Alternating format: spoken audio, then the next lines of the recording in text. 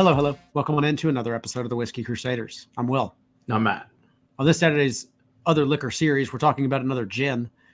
This is Roku, a Japanese gin. Don't you forget to hit that like and subscribe button. Click that notification bell. Matt, tell me more. Tell me more. All right, look at this beauty. Of course, that is the Roku Gin there, of course, from Japan. And it has a Roku, which means 6, which we learned from the, actually from the Boss Hog Samurai series. We got that.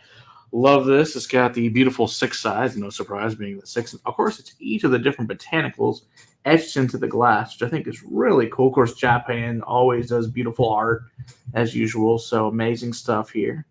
Love it. Beautiful. All right. So it makes Roku Gin special. So anyway, so this is made, of course, with 6 Japanese botanicals and 8 traditional botanicals.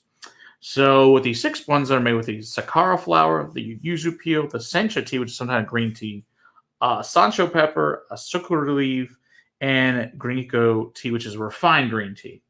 They say these 6 are harvested over 4 seasons, and of course, at peak time, they harvest them. So, surprise. This is made at the Suntory Liqueur Atelier at the Osaka Plant, which is different, of course, in that they make their beautiful whiskeys.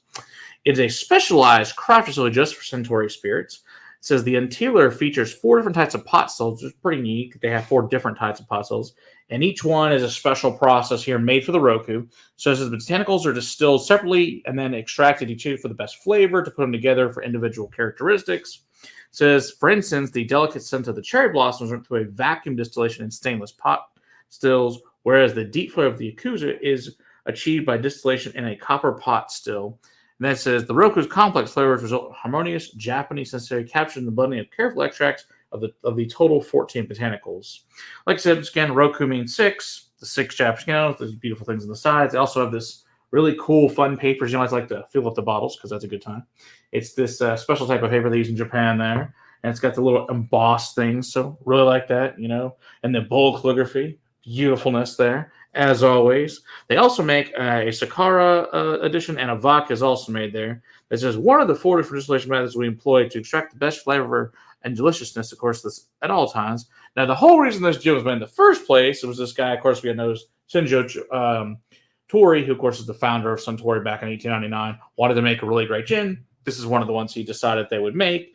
And they said they use a thing called Shun, which is to drink and apparently in the correct seasons before blending them together. And also with monozukuri, which means things in products, the process of making creation, the concept of monozukuri is great and simply makes things better by definition. This is what it implies. So they made this really cool bottle and the gist of it with really cool Japanese things. And like I said, it's beautiful, and that's what you need to know. So we're going to now taste and enjoy this beautiful Japanese whiskey. And once again, there's an R-rated version you can see at another point in time if you know us really well. Otherwise, you're not seeing that version. Just want to let you know. Yeah, this is the second time we're filming this one. So you told me what the 6 Japanese botanicals were. They don't list what the other 8 are. No, I mean, obviously juniper berry's got to be one of them. One would think, right? It has to be. Has to be by law. And it's absolutely there, present on the nose. Yeah, it's definitely juniper in there. For like juniper's actually the first thing you get is juniper. Yeah, The green tea, some clove, cinnamon. The green tea is surprisingly present, and it's almost like matcha green tea powder. Yes, definitely. Like there's a beautiful ice cream that I really like that Aldi sells, of course, of all places. That probably is a better Japanese version, I'm sure. But I think the brand they called is Moshi or something like that they carry there. Matcha. But that matcha is really good. They make that and a pink one, I think a lavender one, and some other pink one too, little jack balls. But yeah, I don't know. It smells good to me. This is very pink flowers to me. Yes, which is what that Sakura flower is a pink flower. Interesting. Okay, it. I don't know how it smells like pink, but it smells like a pink kind of flower. Yeah. I said I'd love to go try these things. Like I said, I don't particularly know a lot about these particular botanicals, what they are. Like I'm not sure what. I think it's a yuzu peel. I think it's a kind of fruit. Yeah, I'm definitely getting lemon and lime, even like a grapefruit peel. Yeah, definitely. Those are all there. That little bit of that anise fennel thing going on. Yeah. Yeah, beautiful lemon lime, like almost like that. Was it that bergamot that we've had in the Ilicus, something like that? I'm picking up saffron as well. Yep, definitely. And even like a Coriander. rosemary floating in the background. Yeah, I could definitely see rosemary. A little thyme, Italian seasonings. Yeah, and mint. Yep, definitely mint. It's very fun, very, very present on the nose. Is it 43%, somewhere in that range? 43, yeah. It's kind of nice. And it's like another good thing is it's only like $35, so that's the price is nice on it too. It's a great thing about gin in general is fairly reasonable price. Yeah, I mean, except for Monkey 47, they're all Yeah, $80 now, something absurd. Yeah. This smells delicious. This smells very well balanced. It doesn't have like that super heavy juniper like a London Dry style does. Yeah, it's a Japanese style rather than I guess I would say a London Dry style. But I learned it's a really, of course, like I said, anything Japanese is art, and it smells wonderful. And I'm assuming that it's going to be delicate across the palate if That's it's what we're about to find out. So.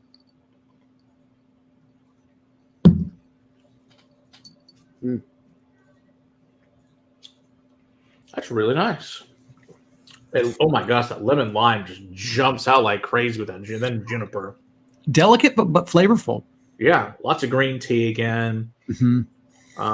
Yeah, that matcha powder does up. Definitely that and that lavender.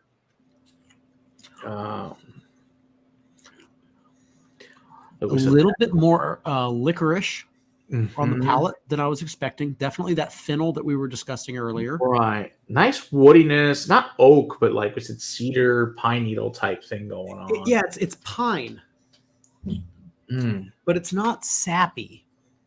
No, it's not sappy. It's like, I guess pine cones. Christmas tree. It's Christmas tree needles. Yeah, exactly. That's what it reminds me of. Cold pine needles, pine cones. Yes. Definitely out in the snow. Yes. This probably would actually be really good at a wintertime around a campfire, to be real honest with you. Mm-hmm. I think it would be. I've never been to Japan. I'm sure it's beautiful. I don't know if this is a mountain where Osaka is. I'm not sure this is mountainous or not, but whether it is or isn't, this would be really nice, I think, for wintertime. I could definitely see myself, high up on Mount Fuji. Yeah. Midway up the mountain in a little cabin sipping on this. This is absolutely delicious. Like I think this, even though most of us who drink mostly whiskey drinkers, this is a whiskey drinker's gin, I believe. It's nice and viscous as well. It's balanced. It's not overly juniper. It's got a lot going on to it. It's not simple by any means. It's just really freaking nice. And of course, if you enjoy Suntory's whiskeys, Yamasaki or Akushu or Cheetah, they're all amazing as well. So I would say this would pair very nicely with any of them. Yeah. I can make really fun cocktails with this. Taking a stroll through the Japanese gardens with this would be good. The botanical gardens, trees hanging over you. I mean, this is just yeah. This would be great with like cherry blossoms. I know, of course, are huge over there. Yeah. This I think in like even with like club soda or some kind of fizzy water would be really nice. This is nice with Sprite. I think it's all be great with lemonade.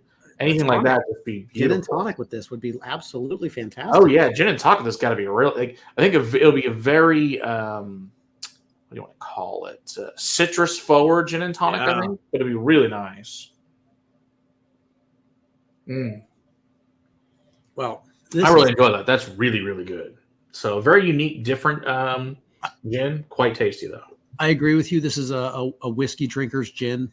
Although I say that, what I mean by that is, or I guess what I should say by that is this: if you've tried gins in the past and all you've had is a London Dry style, and you think that gin is just this juniper bomb, there's a lot more to it than that in these cases of these gins that are not labeled as London Dry. That's a style of gin, by the way, not a location in which you made it. But this doesn't have just that super. It does have some juniper in there, but it doesn't have that juniper forward carrying everything else behind it. Juniper is one of the notes playing nicely with other things. So if you've tried gin in the past and it wasn't your thing, maybe try some others because they're not all. We'll be starting to do a lot of gins in the near future. We did a gin stream the other day, and I found out apparently I have like 80 different kinds of gin. So we're doing a lot of gin in the near future, which is not a bad thing. Which will make Will much happier considering we'll still do liqueurs too, because we also like to enjoy seeing Will do make horrible faces for all of our enjoyment. But I also sometimes like to be nice to him and let him drink things that are good on Saturday. Well, and gin is really fun because people dive into very specific botanicals that are Yes. local to them.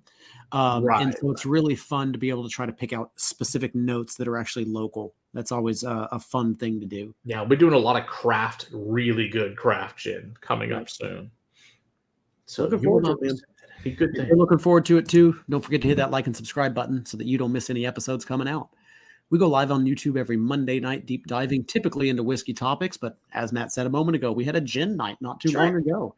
Well, we figured out lots of different fun gins. So if We you're can do live, a class on gin. If you really want to take a class at the castle, we can do a whole gin one for you. I mean, we're happy to do it. We certainly have lots of them to try, and we can teach you that it's not all like Lil said, the London dry style. There are many kinds. You might you actually really like gin. It just has to be a different type. So you know, you don't might be find out afraid. that you love gin, just Exactly. not the ones you've had so far. Just don't be afraid to try things and break out of your comfort zone, and you might learn you'll actually love something. So you just never know. Yeah. All right. Well, until next time, keep on crusading for the liquids in your glass. Cheers. That is delicious.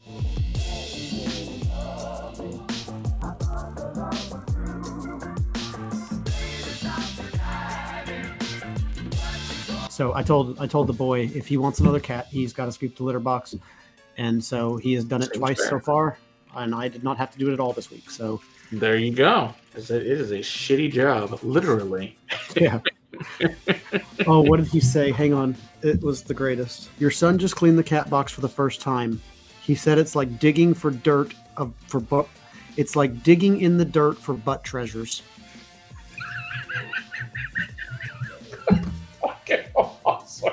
We tell our kids it's treasure. We never heard it called butt treasure. That's awesome. She said. I love it. That's great.